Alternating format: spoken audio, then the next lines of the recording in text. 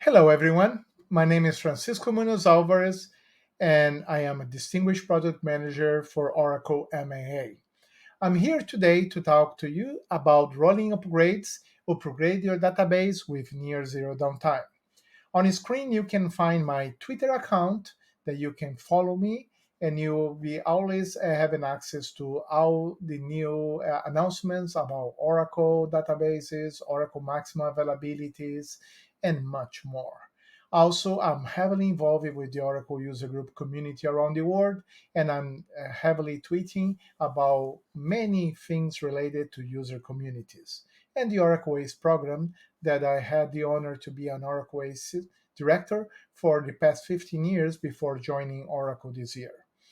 On screen, you can also find my LinkedIn account and my blog account, oraclema.com. Feel free to access my blog. You will find some incredible links about many things related with Oracle databases, also maximum availability. And what's more interesting, you can access right there all my presentations and download the PowerPoints for this presentation too. Now, without further ado, let's get this started with the topic we are here today. And why we are talking about high availability, zero downtime, and things like that? Because every time you lose access to your data, your business is impacted too. They lose revenue, can have many other implications that will cause it to lose customers and much more. That's why in a screen you can see how expensive a downtime can be. You can see that an average of 87 hours per year of downtime, the companies do not access that data. You can see that 91% of companies had a data center outage in the past 24 months, and the average of downtime per hour can cost around $350,000. That's a lot of money. And that's why Oracle created maximum availability to exactly bring the best return of investment, protect the RTOs and RPOs with regards with your data. Availability of data and application is an important element of every IT strategy. At Oracle, we have used our decades of enterprise experience to develop an all-encompassing framework that we call Oracle MAA for maximum availability architecture. Oracle MAA, you can see at the top of the diagram, with customer insight and expert recommendations. These have been collected from our huge pool of customers and community of database architects, software engineers, and database strategists. Over the years, this has helped the Oracle MAA team to develop a deep and complete understanding of various kinds of events that can affect your data availability. Through this, they have developed an array of availability referent architectures, as you can see on the left side of the screen, the bronze, the silver, the gold, and platinum. And these reference architectures acknowledge that not all data or applications require the same level of protection, and that there are real trade-offs in terms of cost and effort they should be taken in consideration. Wherever your availability goals may be, for a database or related application, Oracle has the product, the functionality, and the guidance to ensure that you can make the right decision with full knowledge of the trade offs in terms of downtime, potential data loss, and cost. You see that we have many products regarding zero downtime migration. We have our typical replication products as DataGuard, Active DataGuard. We have products for scale out and life cycle, such as RAC, FPP, and sharding. We have products for active replication, as I mentioned before, like Active DataGuard, and one of the only products that I know that can really do active replication, Golden Gate. We have data protection products such as Flashback, RMAN, and ZDRA, sorry. We have continuous availability products such as application continuity, online redefinition, and edition-based redefinition. As I mentioned before, we have many different levels of architectures with Oracle MAA. We see that we have a bronze, silver, gold, and platinum.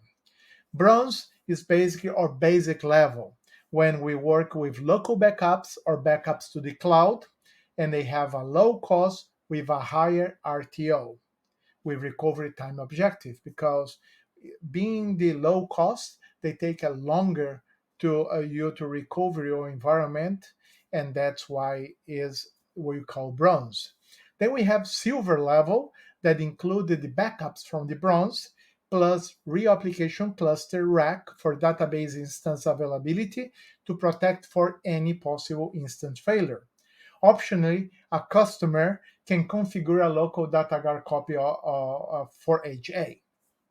Gold included the same of the bronze and the backups, plus rack and DataGuard from the silver, plus active DataGuard for the remote replications and DR purposes, and with many other features that we're going to see in a few moments. And on top of that, for mission critical environments, we have platinum. Platinum have everything of the gold, silver, and bronze. Plus, we use the Golden Gate. It provides zero data loss RPO capabilities, recovery point of the objective, across any distance, along with application continuity capabilities. You will talk a little bit about that in a moment too. Our main goal is to look that your HA architecture needs to eliminate the risk of downtime and data loss, an outcome that can make the difference between making or losing money. But none of us have a blank check to solve this problem. An high availability architecture that can also improve utilization, reduce cost, and increase return on investment create competitive advantage by freeing resources to solve new business problems, and that's one of the ways you should position a maximum availability architectural solution within your customers or within your own organization. To understand a little bit more of what we are talking today, let's talk first about the basics about Oracle DataGuard. Oracle DataGuard is a basic DR solution that included with Oracle Database Enterprise Edition. Oracle DataGuard lets us to set up a standby site in case of disaster at your primary site. During normal operations, DataGuard replicates your transactions from the primary to the standby site, keeping both databases exactly in sync. Note that standby site is only used under two circumstances. First, it regularly ingests the transactions being sent over, and secondly, it only takes on workloads when the primary site fails. This is known as an active-passive configuration. So in the event of a disaster at the primary site, Oracle DataGuard automates the process of switching over all of the users to the secondary site and taking over all the workload. DataGuard can also be configured to support zero or near zero data loss and can also be used with migrations and upgrades. That's our topic today. You can see on the screen that the replication between a primary and secondary site can be synchronous or asynchronous, but what's the most important part, that's done via in-memory redo, not via a file or storage, not through archive logs. It's in-memory replication. A good example of why that's good for is when it's easy. to protect your environment against something that's very common these days, ransomware, because ransomware happens by the encryption of your storage level of your files. But because all the data is being replicated memory level, even if your storage get ransomware, your data and your storage on your standby is always protected because ransomware is not replicated to your standby site. That's only one example. Now let's take a look at some of the capabilities that are included with DataGuard that, remember, is free within Oracle Database Enterprise Edition. For database protection, we have 0 sub-second data loss protection, strong isolation using continuous Oracle validation, loss right detection, universal support, all data types and applications, comprehensive monitoring with Enterprise Manager. For high availability, we have automatic database failover, automatic client failover, standby first patch apply, one of the use cases that the upgrade team always use it. You have also database rolling maintenance, select platform migrations, and for performance and return of investment, we have streaming throughputs, support all workloads, dual purpose standby for development and test, and integrated management. We just took a look of DataGuard itself, but we have another version of DataGuard. We have Oracle Active DataGuard that basically your same DataGuard, but on asteroids. Do you have this something that call even a better protection for disaster recovery, and also allow you to bring have a better return of investment, because now you can use your standby for many other things, simulating a kind of active environment. You can use your standby to reduce the workload on your primary for query, reports, and backups. You can have occasional updates that's called DML redirection, that you can redirect DMLs that you can do insert, updates, or deletes on your standby, and they will be replicated to your primary standby, and no data will be lost. You have something called automatic block repair that will basically use your standby to repair any block corruption on your primary and vice versa. You can use application continuity to achieve zero downtime to your applications. You can also have zero data loss across any distance. You can have a standby on 500 kilometers away, 5,000 kilometers away, 50,000 kilometers away with zero data loss, and many other features. One of them is the one we'll be talking today, that's rolling database upgrades. And as we can see, we can have extra capabilities for data protection, high availability, performance, and return of investment with Active Data Guard. But furthermore, you can see how much effort we at Oracle are putting to the Active Data Guard and Data Guard products through the years. You can see the evolution and the new capabilities implemented from 11.2 up to 21C. Everything on black is new capabilities that were added for DataGuard, and everything on red are new capabilities that were added for Active DataGuard itself. Now, let's go to the topic that we are here today. Let's talk about rolling maintenance and upgrades, using Active DataGuard for rolling maintenance and upgrades. We know that when we have our database, you'll see our database on red, and we have our users accessing the data through the applications on the top. If you have your database up, of course, your user access to the data is up. If you have your database down because you're doing patching, any maintenance, upgrade, or so on, of course, your user access to the data will be down too.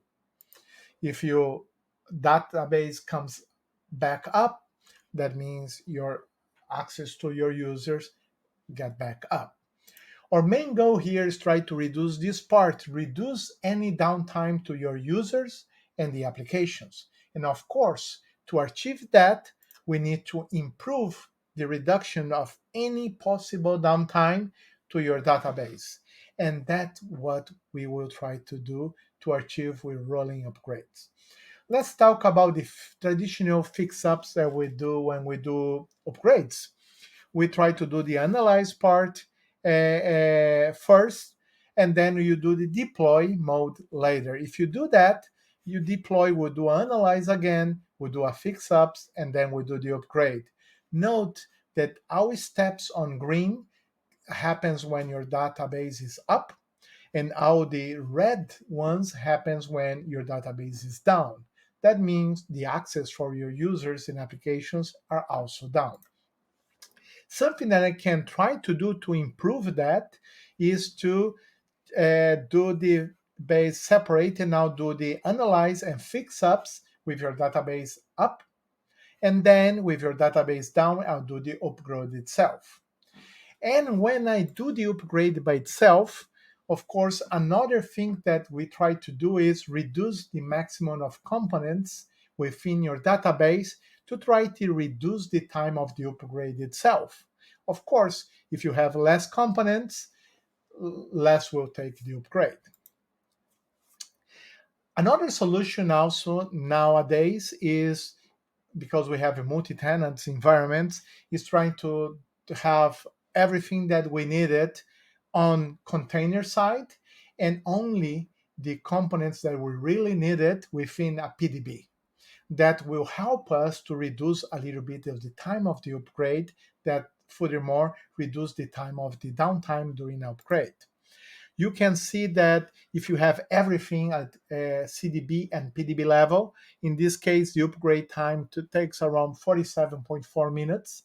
If you put everything at CDB root only, they drop 5 minutes, 42.1. And if you remove everything at CDB level and PDB level, of course, they take even shorter. The upgrade takes only 36.3 minutes. But now with rolling upgrades, we try to achieve this. Remember, on red is our primary database.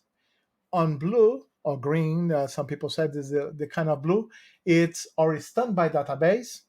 And on top, we have our users and applications. Our main goal is to keep your primary database up. That way, your users and applications still have an access to your primary database.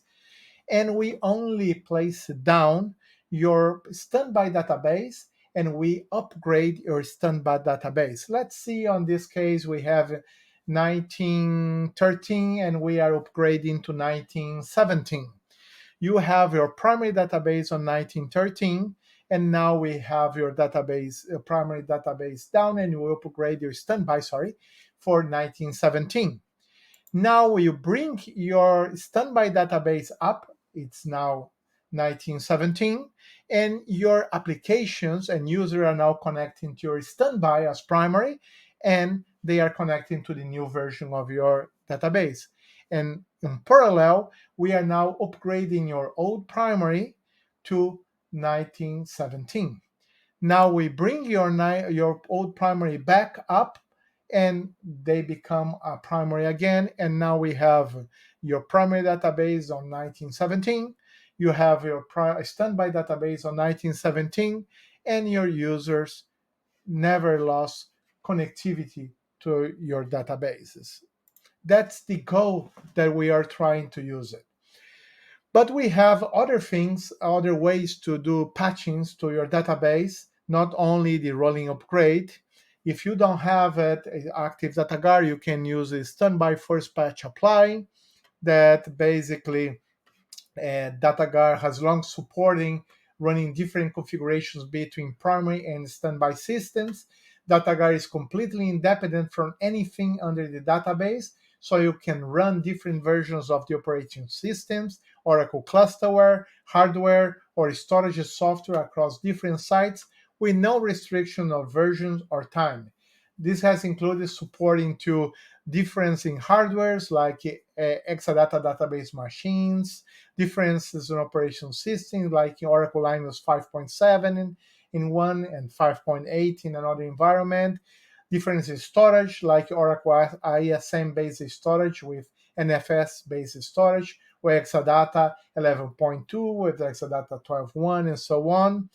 Difference in clusterware version at patch level like 11.203, GIPS U4 with 11.203, GSAP U5, and so on. However, different in database home software were limited to rolling upgraded scenarios supported only by logical standbys databases. In order to apply a later database home patch, example database bundle patch or database PSU to a DataGuard environment with physical standby, you had to perform one of the following actions. Shut down both the primary standby database and apply the upgrade to both systems before restarting, or convert the physical standby database to a logical standby database and apply the update using the role upgrade process. Then convert the standby database back to a physical standby, a feature known as transient logical standby. With DataGuard Standby First Patch applying, Oracle supports different database home softwares between a primary database and its physical standby database. The following types of patches are candidates to use the DataGuard Standby First. They are database home interim patches, Exadata bundle patches, example monthly or quarterly database patches for Exadata, or database patch set updates. Here you can see how that works. You install a new version in a separate Oracle home and defer transport. Then you patch or perform the other maintenance on B and then synchronize with production. Then you switch production to B, and outage is very limited to the time needed to the switch roles between your primary and standby. And then you upgrade A via ready stream and synchronize. That's basically the way it works. You can see a little bit more about standby first patch apply on this document ID on the screen, document ID 1265700.1. We have many solutions for data rolling maintenance and upgrades. We have manual solutions, and you can see a reference link on the screen. You have DMS rolling. The only issue is that you require active DataGuard. The source need to be equal or higher to 12.102, and this is fully automated. The problem that when you use a manual approach, you have a limit feature support and is a risky process.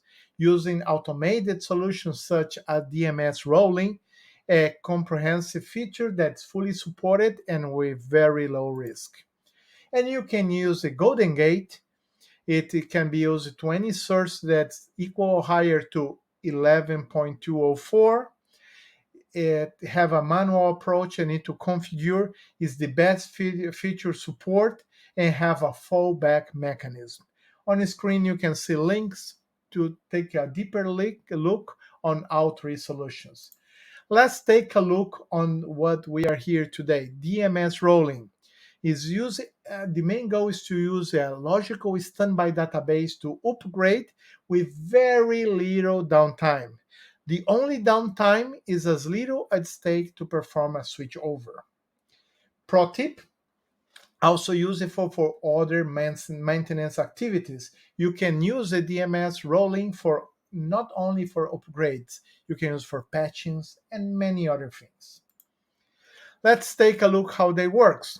You temporarily convert an existing physical standby database to a logical standby database.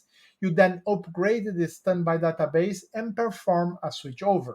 It is a well-proven approach which has been around since 11.107. The only downtime that's needed is the one to perform the switchover itself. It have a well-being MAA complaint application. The application will not experience a downtime. but merely a brownout while the switch over takes place. Our pre and post upgrade tasks can be done without downtime as well, included PL SQL recompilations, backups, etc. Plus, you can perform testing on the upgraded database on realistic production data before doing the switch over. Can be used for other kind of maintenance activity as well as just said, for migration to security file lobs, from partitioning to non-partitional, XML type from CLOB to binary XML, and many more. We always recommend to have at least two standby database. We will see example very soon. This is good to ensure force logging and flashback logging are enabled before use it DMS rolling. Standby logs and online logs pre-created and cleared, and validate this and do the switch over only after that. And this is what's happened before. You have a primary, you upgraded the standby first, while the user is still using your primary, then the switch over takes places, and then you upgrade your primary. Some points of attention: do not create a logical standby on the same server as the primary database, please. Second, supplemental logging need to be enabled automatically, which introduces supplemental logging is enabled automatically, which introduces an overhead and increase the amount of redo generated. When supplemental log is enabled, all DML cursors are invalidated. No, all data types and partitions are supported. That means you need to take a look at that. That's why for optimal performance, all tables should have primary keys or unit keys. Let's take a look at a few more things. Important milestones that you need to know about DMS rolling. The drive is in the source database. 12.1, first version of DMS rolling for upgrades, that's why we ask to be to 12.1 upwards. That means your source database needs to be at least on 12.1. 12.2, integration with data broker. Services, roles, changes, and instances are managed automatically by the clusterware. Find events for cluster backed database and support for identity columns. With 21C, we introduced find events without clusterware and support for JSON data types. Here you can see a little bit more about what was introduced with 12.1, 12.2, 19C, and 21C. For 12.1, broker were not supported for broker and Oracle clusterware, and 12.1, the broker only. 12.2, fun events are supported with broker plus Oracle clusterware, but not for broker only. And with 21C, fun events are now supported for broker plus clusterware or just broker only. Now let's take a look at animation to understand even easier how the rolling upgrade concept works. We have our primary database, we have our standby database. They are being replicated between both. You have a user connected to your primary database. First thing you're going to do when you do a rolling upgrade is to create the guaranteed restore point. They will build a log miner directory. Then we will convert your standby to a logical standby. After that, then your standby database, primary database will now start applying the sequels from your primary database to your just converted logical standby. Then we can see the redo is being passed through. When that's done, then we start our logical standby on the new Oracle home with the new version that we wanted. We do the upgrade of your standby. Remember, during all this time, your user is still connected to your primary database. Then, basically, what we're going to do, we do the switch over. Now, your users are connected to your new upgraded standby database that become now the primary, and this your old primary becomes a standby. Then we flash back your primary database. We convert to a physical standby. Remember, it was a logical.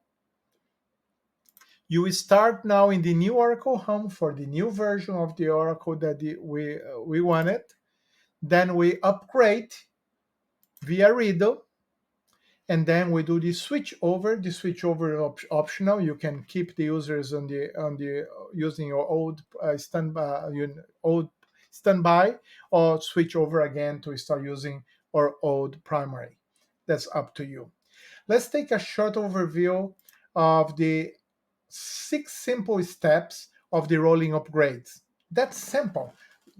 DMS rolling only takes 6 simple steps to upgrade your database. That they are the initialization plan, the build plan, start plan, switch over, and finish plan. That's all. It's very simple. Now that we understood the concept, let's really see how everything works in detail. In the PowerPoint, we can see the DMS rolling process phase in the top. Here we will see why it's a good idea to have 3 standby databases, 1 local and 2 remotes.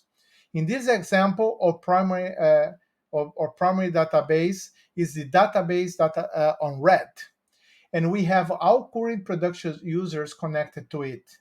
DB3 is the database we should use for upgrade and should be the new primary after the upgrade.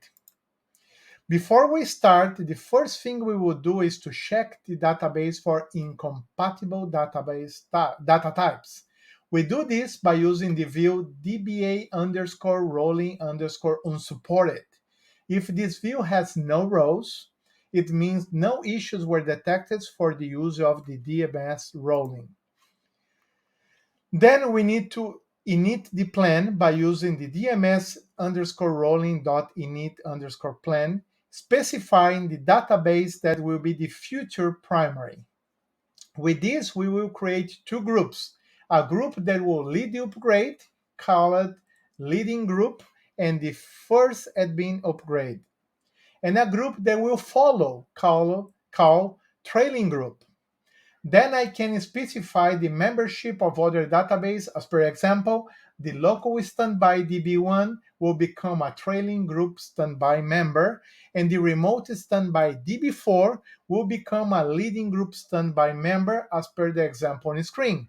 With this scenario, when upgrading DB3, DB4 will be protected.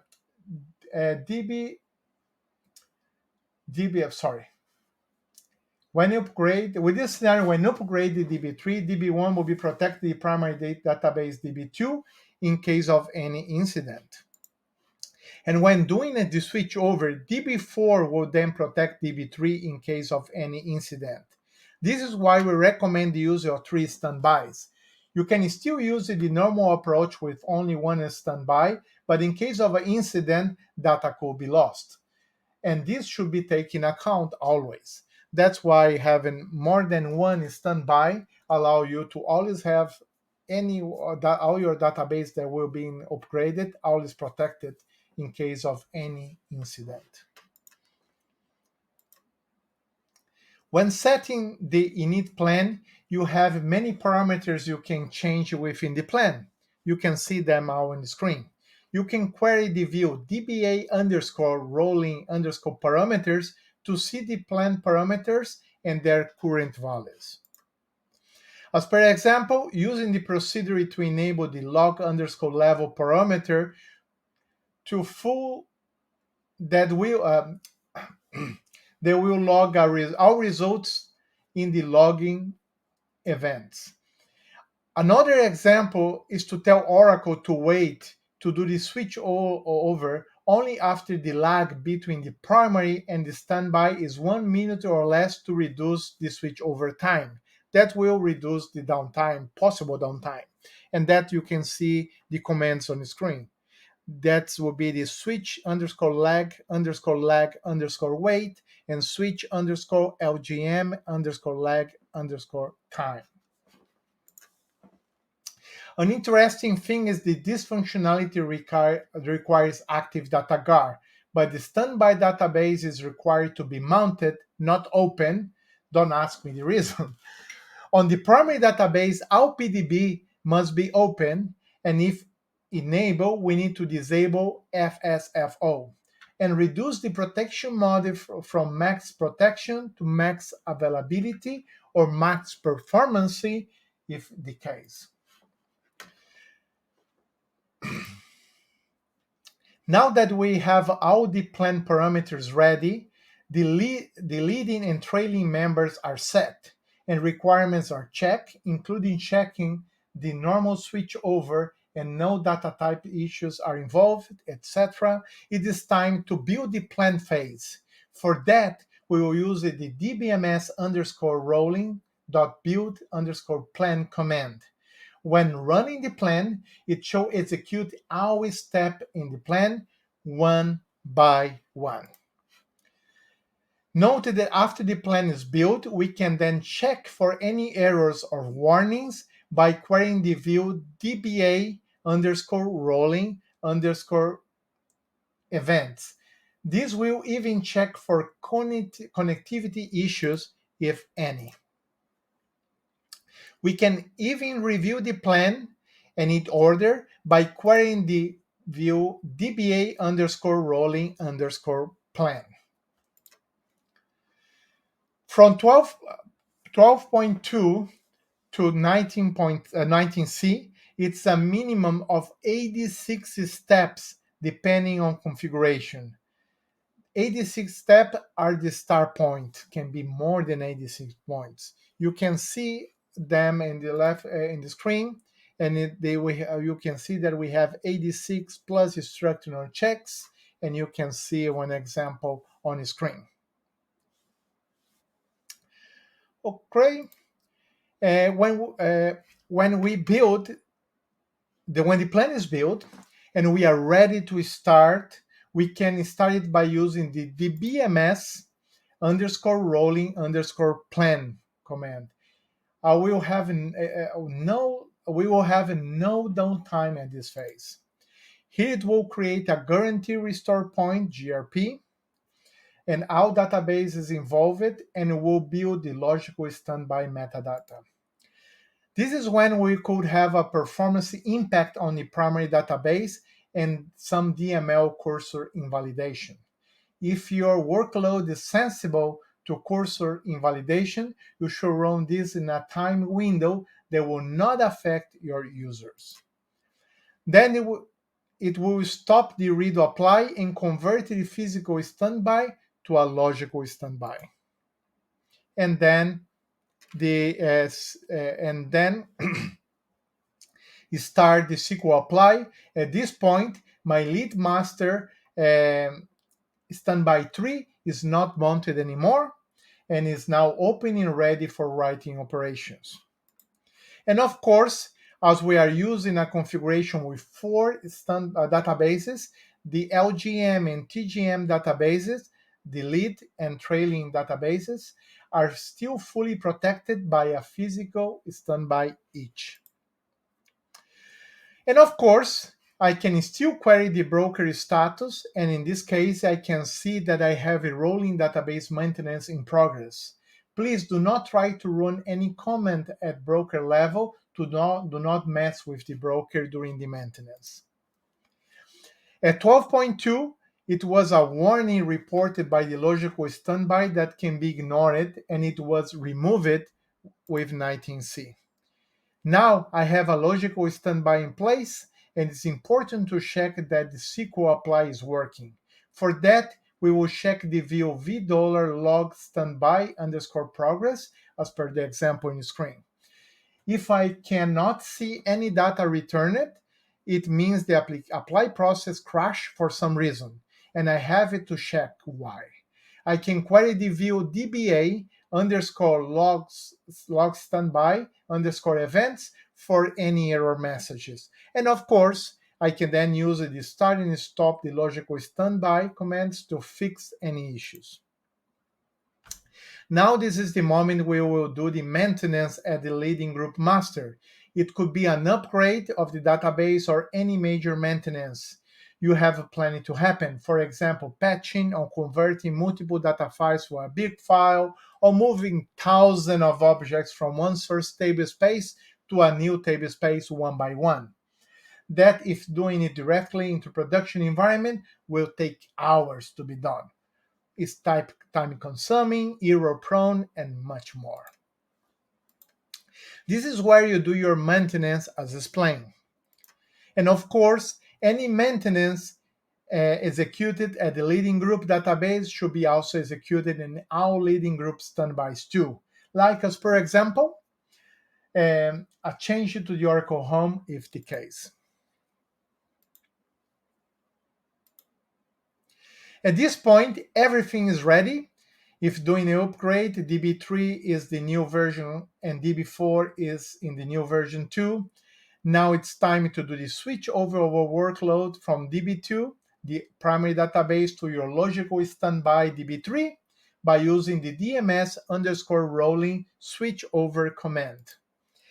And you can have fed notifications depending on the version and configurations in use.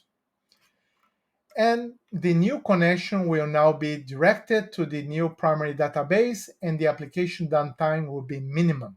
Remember that we do not have application continuity for these cases yet. It is expected to be available in the near future. And this is the only moment that you will have or could have a short downtime. Now that we have the new primary using the new release, we can now start the trailer group members with the new binaries manually. Then after starting the trailing group members with the new binaries, I can then execute the DMS underscore rolling.finish plan command. It will flash back the trailing members as they are now in the different incarnation. They will be then flashed back to the point in time that was created with the GRP, the Guaranteed Recovery Point, and when that happens, they can then be converted to a physical standby. And the star read will apply, become a physical copy of the primary database, in this case, the DB3. And we now destroy the plan. As mentioned before, as you saw in our examples, it was a simple 6-step process to upgrade our database with a kind of near zero downtime for the upgrade process. And will be zero downtime in the future when we will be able to use application continuity and transparent application continuity to look after our transactions during the switchover. As a resume, you use some important views to use it during all this process are: for build phase, you have DBA underscore rolling unsupported. For the initialize phase, we have a DBA underscore rolling parameters. For the build phase, we have the DBA rolling data underscore database and the DBA underscore rolling underscore plan. For the monitoring of the process, we can use the DBA underscore rolling underscore events, the DBA underscore rolling underscore statistics, and the DBA underscore rolling status views. Some unsupported types like table queues, row ID, UROIDs, nested tables, system and reference partitions, and 12.1 also we have it to identify columns. Here you have some more reading reference materials about how to perform a rolling upgrade, the PL/SQL packages and type reference, how to automate the upgrades using Active Data Guard and DMS rolling, and much more. Also, we have some important MOS notes for many different topics. You can have it. And without further ado, I'll be open to any questions that you can have. And please remember, if you have any questions after my presentation, you can always contact me at any time through Twitter. You have my Twitter on the screen, or by my LinkedIn, or also through my blog, OracleMania. And saying that, I'm open to any questions, and thank you, everyone.